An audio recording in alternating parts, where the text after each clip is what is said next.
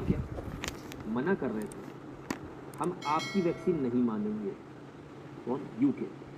भारत के दबाव के आगे झुका यूके, कोविशील्ड को दी मान्यता, कोविशील्ड को मान्यता मिल गई है।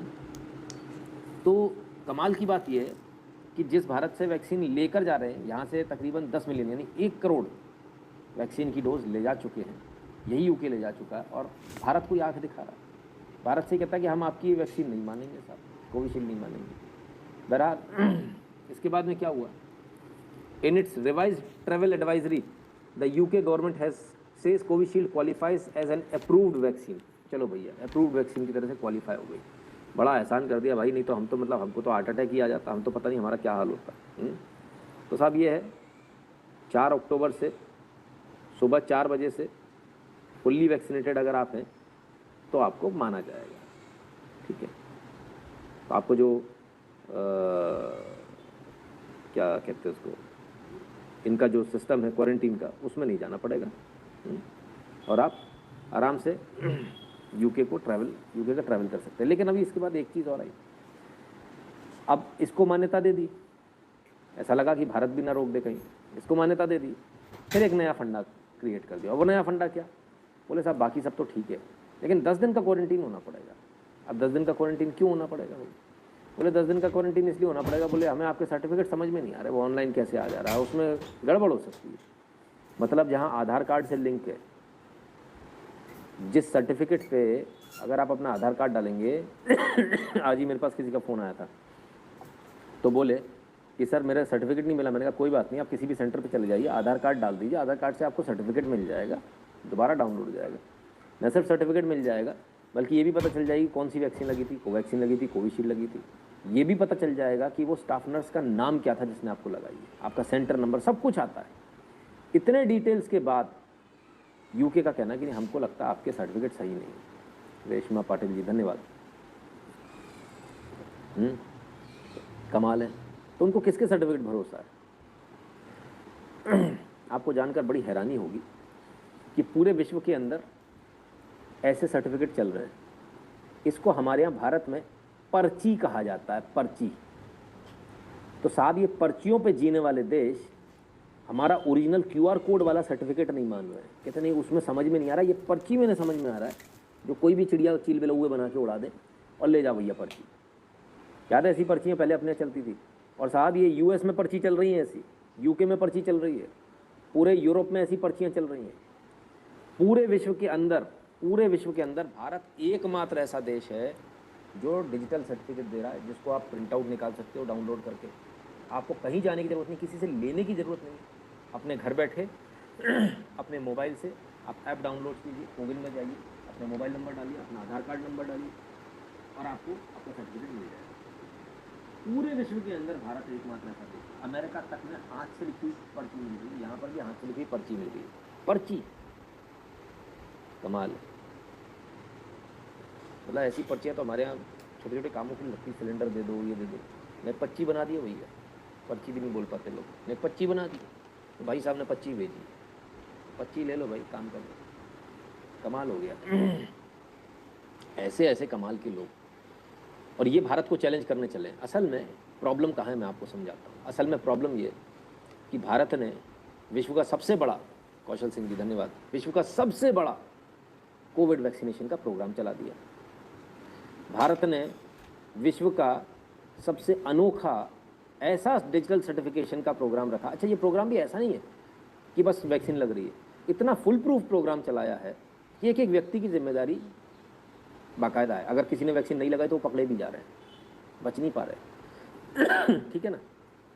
तो फुल प्रूफ प्रोग्राम है। उसके बावजूद यह हाल, इनको चिढ़ इस बात से है कि भारत जो कल तक हमारा गुलाम था वो हमसे ज़्यादा तेज कैसे हो गया, हमसे ज़्यादा वैक्सीन कैसे लगा ली उसने अपने यहाँ वैक्सीन बना कैसे ली।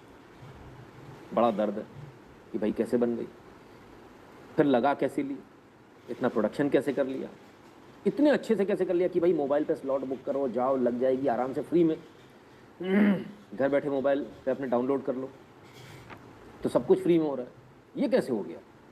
हजम नहीं हो रहा कि गुलाम ने ऐसे कैसे कर लिया। भाई साहब आपको एक गलतफहमी है, आप ज़रा समझिए। जब आप हमारे यहाँ आए थे तब भी हम राजा थे, तब भी हम सोने का मुकुट पहनते थे, तब भी हीरे जवाहरात हमारे गले में पड़े होते थे, तब भी हीरे की अंगूठियाँ 10 उंगलियों में होती थी, जरा सी बात पे खुश होने पर अंगूठी उतार के और माला उतार के दे दी जाती थी। ये वो देश है। विश्व का 30% जीडीपी तब भी हमारा ही था।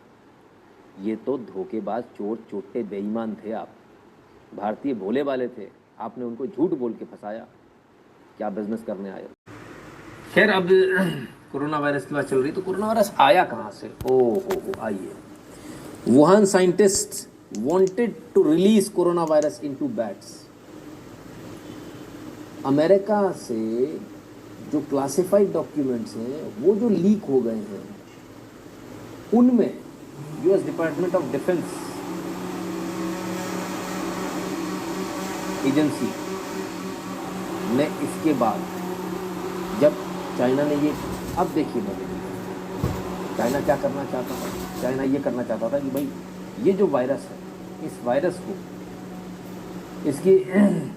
इसको एनहांस करना चाहता था, इसको बढ़ाना चाहता था, इसमें एक्सपेरिमेंट करना चाह रहा था, जेनेटिकली इंजीनियर्ड करना चाह रहा था इसको, और फिर इसको बैट्स में इंजेक्शन से नहीं, हवा से डालना चाह रहा था कि भाई ऐसे वायरस ऑटोमेटिकली ट्रांसफर हो जाए, लग जाए। और जेनेटिकली जब मॉडिफाई कर रहा था तब इसने फंडिंग मांगी थी अमेरिका से, और ये सिर्फ बैट्स में नहीं, ह्यूमंस में भी ट्रांसफ़र करने के लिए। और ये इनका कहना क्या था, क्यों ट्रांसफ़र कर रहे हैं? ताकि हम उसकी वैक्सीन बना पाए, ताकि हमको पता रहे पोटेंशियली कितना लीथल हो सकता हो। तो यूएस ने इसकी फंडिंग करने से मना कर दिया था। ये खबर अब निकल कर आई है बाहर। तब भी अपने सबसे महंगे ब्रांड गाड़ी के फ्लीट को कूड़ेदान बना दिया था। हाँ देवव्रत जी, बिल्कुल सही। तो क्या है, Chinese scientists wanted to genetically engineer coronavirus that were more infectious to humans and then conduct experiment on live bat about 18 months before the first COVID-19 case emerged। यह 18 महीने पहले की बात है, जब कोरोना वायरस का एक भी केस नहीं आया था, उससे 18 महीने पहले की बात है। But the US department of defence agency rejected the funding proposal, leak document review. तो भैया डॉक्यूमेंट्स जो लीक हुए उनसे पता चलता है 2018 में चाइना ये प्रयास कर रहा था कि हम इसको वायरस को जेनेटिकली इंजीनियर करेंगे और इससे इंसानों में इसको फैलाने की क्षमता देखेंगे।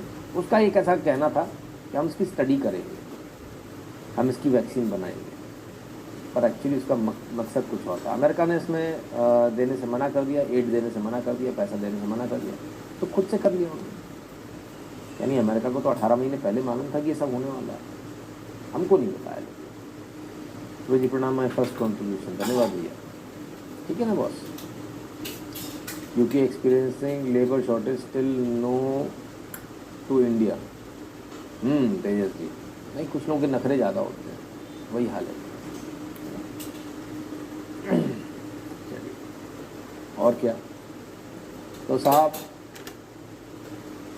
$14 मिलियन की जो ग्रांट देनी थी उसको मना कर दिया गया।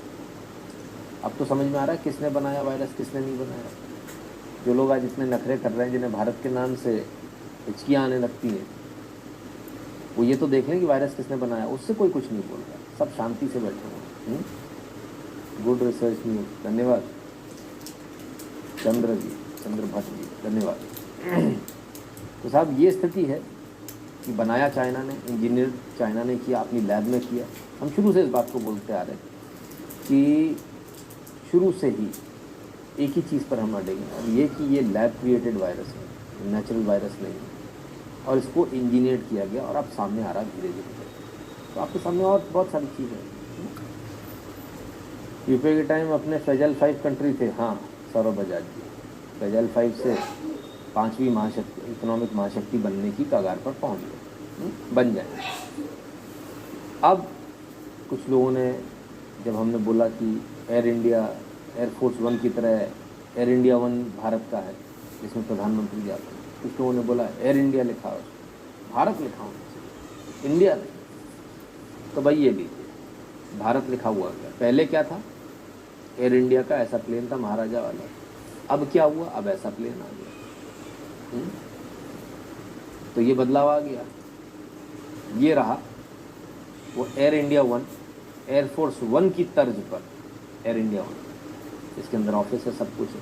सबसे बड़ी बात यह है कि इसमें भारत का लोगो लगा हुआ है और हर दरवाजे पे भारत का लोगो है, ठीक है ना। तो ये भारत का लोगो, भारत की ऑफिशियल सील जिसे हम कहते हैं, है ना। तो उनका कैसा है रजत जी, धन्यवाद। अमेरिका का कैसा है, आइए अमेरिका का भी देखिए। ये अमेरिका का है और ये भारत का है, इंडिया, भारत। और ये यूनाइटेड स्टेट्स ऑफ अमेरिका। सबसे मज़े की बात यह है कि इनकी भी ऑफिशियल सील यहाँ लगी हुई है। तो क्या लगी है, एक इनके दरवाजे पर लगी हुई है, ठीक है। इस पंख की वजह से वो आपको दिख नहीं रहा, राइट।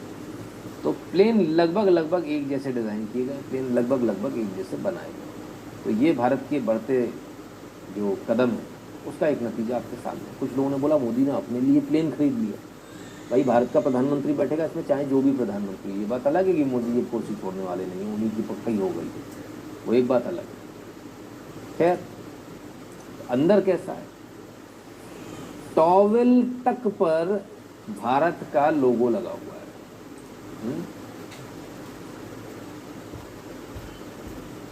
ये देखिए,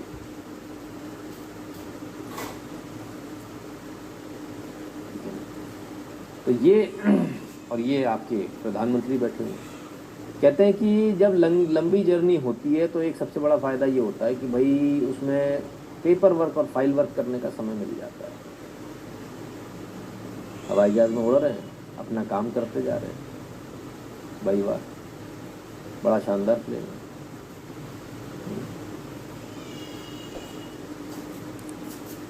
यानी रुकना नहीं है, थकना नहीं है।